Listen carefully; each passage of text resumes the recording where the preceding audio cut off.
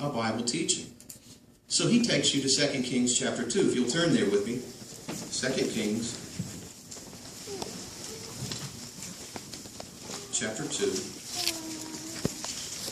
And we're going to look at the account there of Elijah and see how he reasons on this. 2 Kings chapter 2 and verse 11.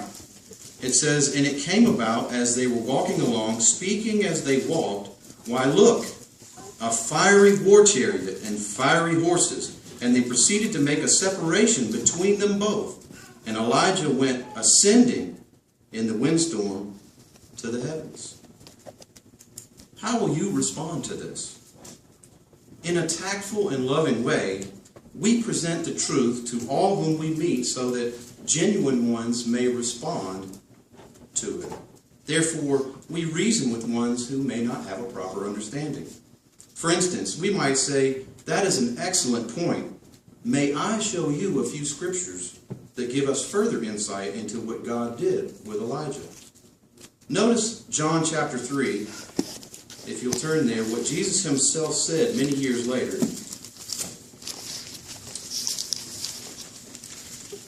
John the 3rd chapter, and notice what Jesus says here in verse 13. "Moreover, no man has ascended to heaven, or into heaven, but he that descended from heaven, the Son of Man." In this case, where did Elijah go, if that's the case? Turn with me to Genesis, the 1st chapter, and we'll gain a little more insight into another heaven with regard to the creation. Genesis chapter 1, and let's look at verses 6 through 8, and then verse 20. It says there, "And God went on to say, Let an expanse come to be in between the waters, and let a dividing occur between the waters and the waters. Then God proceeded to make the expanse, and to make a division between the waters that should be beneath the expanse, and the waters that should be above the expanse. And it came to be so. And God began to call the expanse heaven. And there came to be an evening, and there came to be morning, a second day." And verse 20, "And God went on to say, Let the water swarm forth a swarm of living souls, and let flying creatures fly over the earth upon the face of the expanse of the heavens." Did you notice the description of the heavens here in Genesis? They are not the literal heavens where God lives. Rather, they are the earth's skies within the atmosphere. If that is the case, could we not conclude that God transported Elijah from one place to another? You see, they didn't have airplanes back then. They hadn't been invented yet. So God used wind and fiery chariot to lift Elijah off the ground into the earth's heavens or skies where birds fly and quickly transport him to his destination.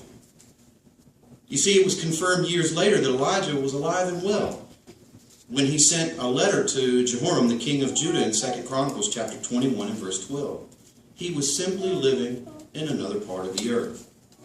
Remember, Jesus himself stated no man had ever gone to heaven. And Jesus was fully aware of the prophet Elijah and who he was. The Bible concludes the matter through the Apostle Paul in his inspired writing. If you'll turn to 1 Corinthians, the 15th chapter.